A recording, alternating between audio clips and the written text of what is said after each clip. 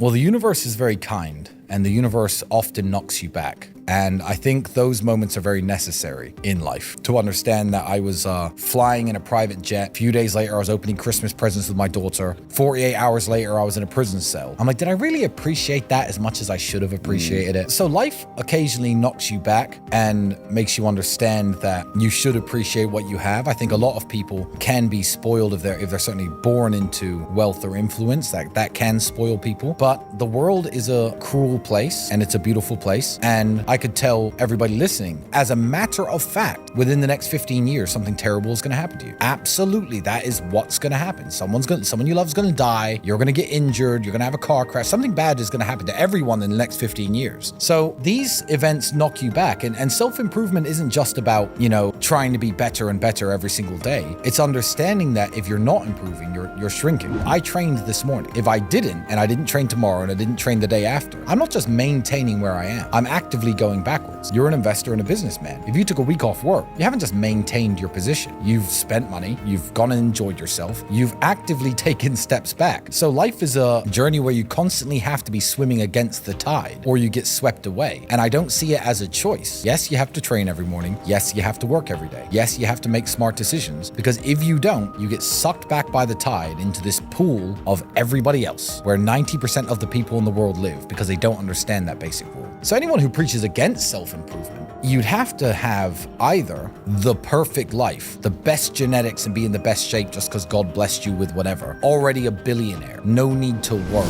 everyone in your life loves and respects you. You have to be the most knowledgeable man in the world and know everything, having read every book that humans have ever put together. Then you can be like, yeah, self-improvement's stupid, but only once you've done it. So you can either be unhappy up there or unhappy down here. And most people are unhappy down there. And I've been both. And this one's better. That's what Andrew famously said to some guy who reached out to him saying he was going to kill himself. Andrew said, get a six-pack first, then kill yourself. He goes, what do you mean? Just get a six-pack, 1 or 2 meals a day, thousands of crunches, squats, push-ups, get a six-pack, then kill yourself. I don't care. And the guy got in great shape, almost had a six-pack, down to like 16, 17% body fat, looked great. And he said, Andrew, you saved my life. Why would I want to kill myself? Everything's great. So you have to try to reach somewhere higher up before you say, this is it. I'm just going to look down from here and look down on everyone else. But most people don't get it in life. And this dream that everyone's going to be rich, or your time will come, or everything's going to work out for you is completely false. And most people are born broke, they live broke, they die broke, and then if they have bought a house in their life, inheritance tax comes and takes it away from their kids. So that's most people's life cycle. So when I sit out here,